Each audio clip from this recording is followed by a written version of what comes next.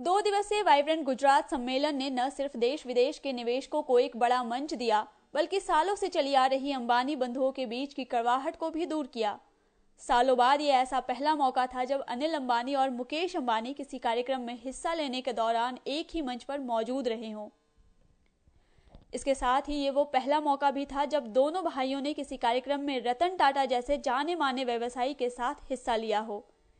इस सम्मेलन के दौरान अंबानी भाइयों ने अपने रिश्तों के बीच की कड़वाहट को भुलाकर एक ही मंच पर न सिर्फ भाषण दिया, बल्कि एक दूसरे की तारीफ भी की।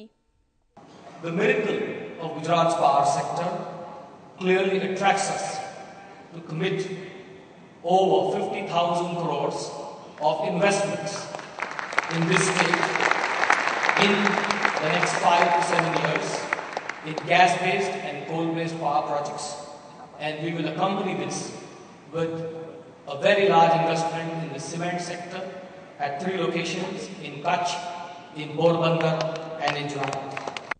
इस सम्मेलन में मध्य प्रदेश, छत्तीसगढ़, कर्नाटक, झारखंड और उड़ीसा सहित करीब 19 राज्यों ने अपनी विकास गाथा बताई। इसके अलावा करीब 16 देशों के प्रतिनिधियों के साथ साथ 100 कंपनियों समेत 30 बहुराष्ट्रीय कंपनियों ने भी इस सम्मेलन में शिरकत की। सम्मेलन के जरिए अलग अलग सेक्टर्स को मिलाकर करीब 15 लाख करोड़ रुपए का निवेश किया गया। इस सम्मेलन ने यह साबित कर दिया कि पिछले कुछ सालों में गुजरात एक संपन्न राज्य के रूप में उभरा है। This is an attempt to unite all those who are concerned about well-being of the humanity. We want to evolve new parameters for human welfare on a sustainable basis. I assure you that we will keep up our efforts in this direction and will make a difference. And I would like to say with confidence that Gujarat can and Gujarat will.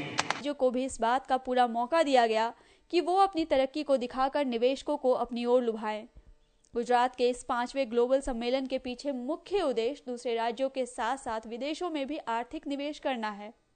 बहरहाल गुजरात की ओर से आयोजित किए गए इस सम्मेलन ने न सिर्फ गुजरात बल्कि अन्य राज्यों को भी एक व्यापक मंच उपलब्ध कराकर आर्थिक निवेश का मौका दिया है। मोनिका व्यास के साथ Kalpana Kumari, news point bureau, Ahmedabad.